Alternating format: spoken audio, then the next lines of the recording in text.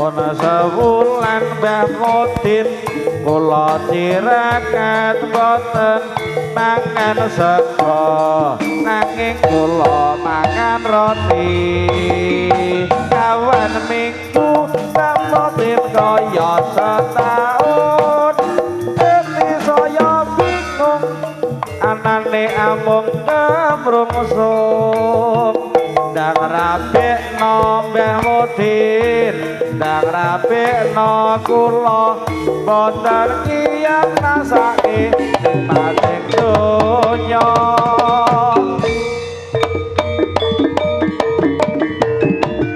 Maselo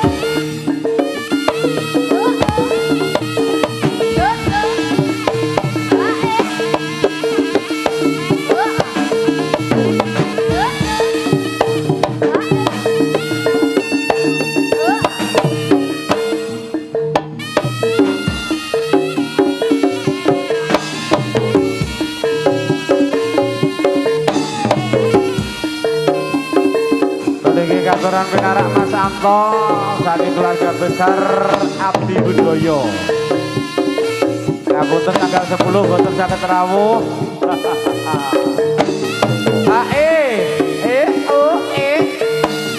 Oh ya.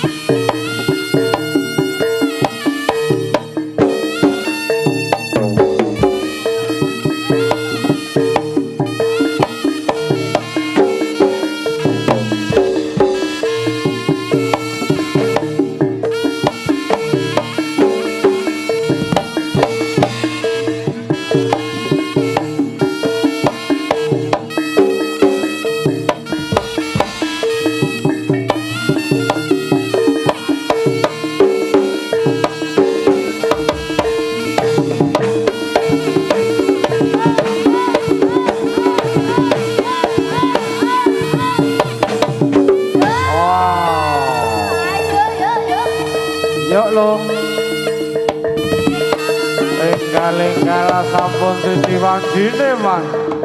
Ayo Ledika. Padahal sing hati-hati anggone ngayahi pakaryan wonten siang menika tera. Ayo. Ayo Leka oka. Yo. Ayo iki lho. Turangga ngireng ya Mas turangga ngireng. Oh. Hey.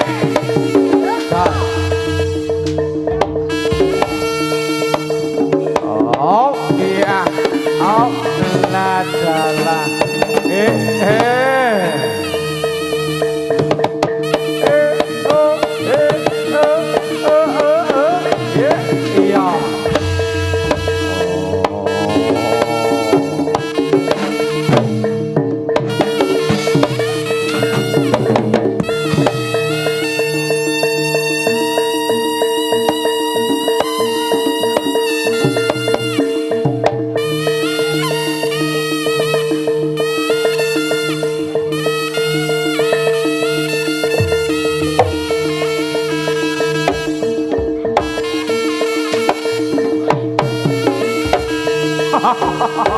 Iki sapa le? Ya iki kakang masmu ketuk.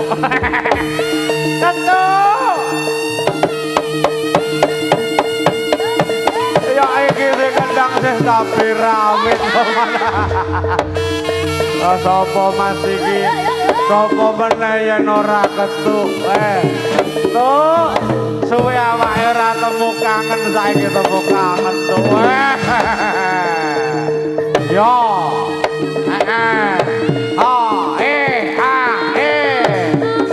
Ayo ngger bintang sing hati-hati anggone makarya kalian Ivan yo le. Wah. Wus. Iya, iya. Weh. Sira tapi lara jeneng aku.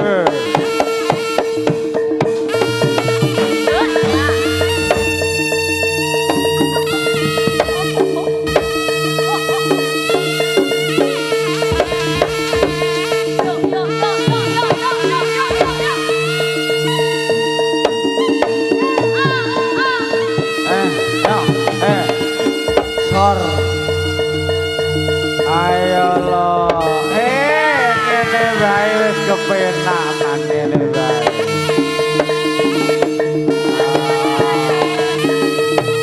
Ayo leka, aja mikir-mikir rada ngaler bae Ledika.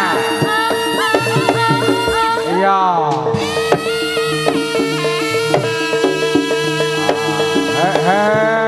Yo. Bos. Nah. Ya.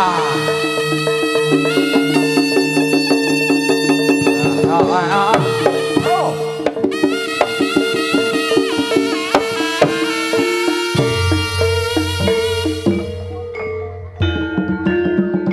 Momyar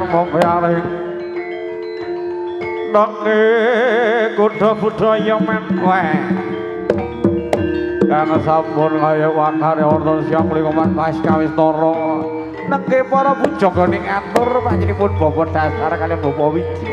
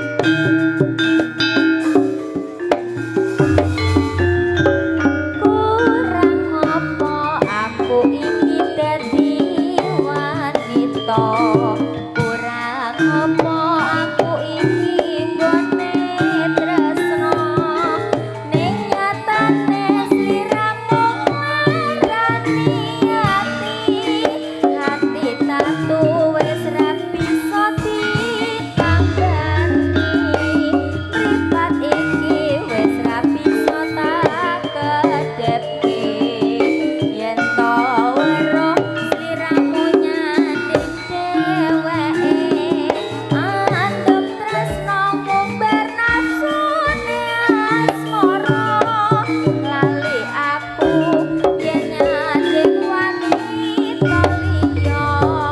wis milya tresno aku apa dheweke wis milya dadi bojoku apa bojone ola bali mong gawe kelone rasa rasa tresno sliramu rapi sodoko suwun kalau paringo eleng marang keluarga kancangane ayo tetep mangajab rino lan wengi bola bali mbok aja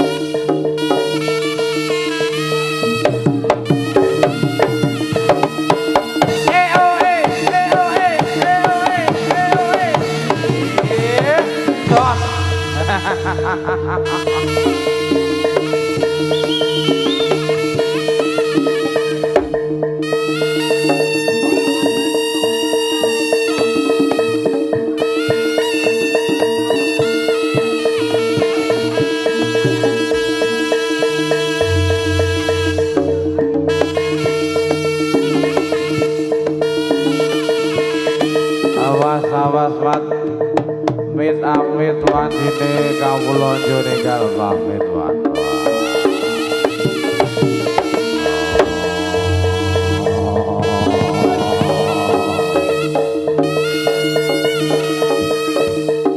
Merdeka sinten lah merdeka ketu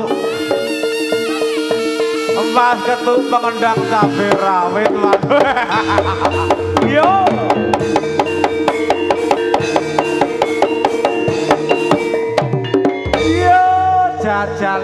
jajale bocah cilik kendang kok rasa temetan sapa ayo tutut iki sapa to Mas Agus ayo Gus rasa temen kendang tapi rawit jajale ayo Gus kaya mangkene iki pancen wis kepo ayo yo